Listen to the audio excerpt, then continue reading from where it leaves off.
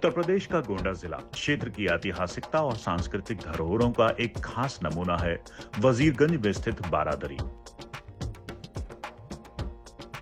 ये एक ऐतिहासिक धरोहर लगभग 150 वर्षों से गोंडा के अतीत को अपने अंदर संजोए हुए है। लखनऊ के नवाबों द्वारा निर्मित ये बारादरी अपने समय में बहुत सी घटनाओं की साक्षी रही है। आज भी इसकी भव्यता और गौरव गोंडा के इतिहास में चार चांद लगाते हैं।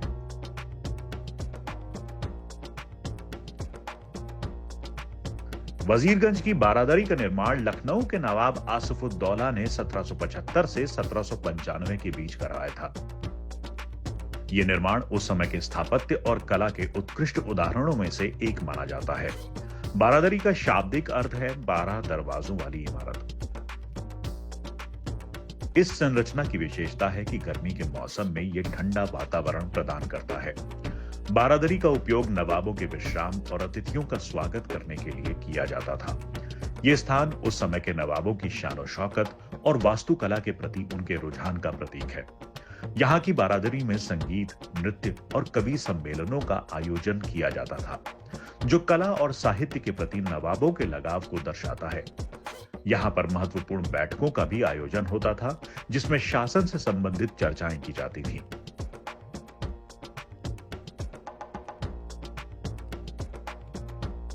वजीरगंज की बारादरी की वास्तुकला मुगल और अवध शैली का बेहतरीन उदाहरण है। इसके 12 दरवाजे इस इमारत को एक खुला और हवादार रूप प्रदान करते हैं। इसके गुंबद और स्तंभों की नक्काशी उस समय की उन्नत शिल्प कला को दर्शाती हैं। दीवारों पर की गई बारीक नक्काशी और रंगीन चित्र इस भवन की कलात्मक सुंदरता को बढ़ाते हैं।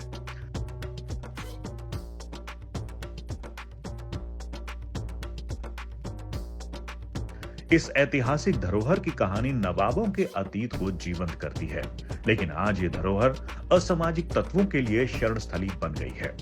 इसका संरक्षण नितांत आवश्यक है ताकि ये आने वाली पीढ़ियों के लिए इतिहास के पाठ के रूप में सुरक्षित रहें।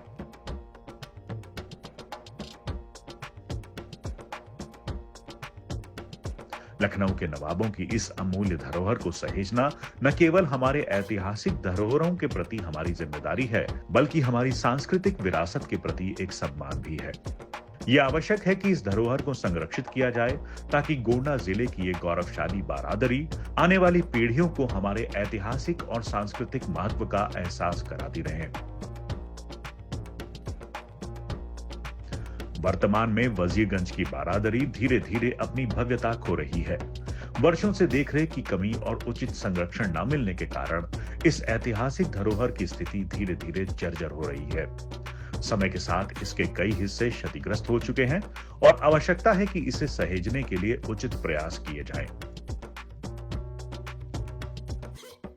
भारतीय पुरातत्व सर्वेक्षण और स्थानीय प्रशासन को इसे संरक्षित करने के लिए कदम उठाने चाहिए, ताकि आने वाली पीढ़ियां भी इस अनमोल धरोहर का अनुभव कर सकें और हमारे इतिहास के इस गौरवपूर्ण हिस्से को जान सकें।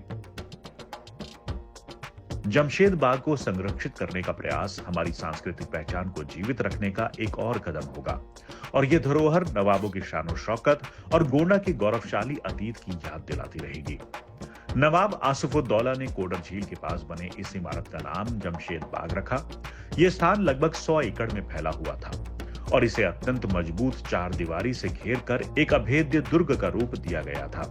20 फुट ऊंची और 4 फुट चौड़ी इस चहार दीवारी के ऊपर बने मोड़ों के माध्यम से सैनिक बाहरी क्षेत्रों पर निगरानी रखते थे। ये एक सुव्यवस्थित संरचना थी जो न केवल नवाब के विश्राम और मनोरंजन का स्थल थी, बल्कि राज्य की महत्वपूर्ण गतिविधियों का भी केंद्र थी। चार दीवारी के भीतर बने भवनों में न्यायालय और प्रशासनिक कार्यालयों की व्यवस्था थी। आसपास का क्षेत्र घने पेड़ों और फलदार वृक्षों से भरे थे, जो स्थान को प्राकृतिक सुंदरता और सुकून प्रदान करते रहे। नवाब आसिफुद्दौला अपने परिवार के साथ छुट्टियां बिताने के लिए यहाँ आते थे और अपने राज्य के कार्यों का संचालन यहीं से करते थे। यहाँ के लोगों की कहानियों के अनुसार नवाब की बेगम की तबीयत भी एक बार इस स्थान पर बिगड़ गई थी, जिसे लेकर इस स्थान से जुड़ी कई कथाएं आज भी क्षेत्र में प्रचलित हैं। बारादरी की दीवारें, छतें और कलात्मक नक्काशी धीरे धीरे क्षतिग्रस्त हो रही है। सौंदर्य और ऐतिहासिकता के इस स्मारक को देखने आने वाले पर्यटकों की संख्या शून्य है। एक और जहां ये धरोहर गोंडा जिले की पहचान बन सकती थी, वहीं आज इसकी उपेक्षा इसे समय के साथ विलुप्ति की कगार पर ला रही है। जमशेद बाग के इतिहास और सुंदरता को प्रचारित कर इसे एक पर्यटन स्थल के रूप में विकसित किया जा सकता है। इससे न केवल राजस्व की प्राप्ति होगी, बल्कि स्थानीय लोगों को रोजगार के अवसर भी प्राप्त होंगे।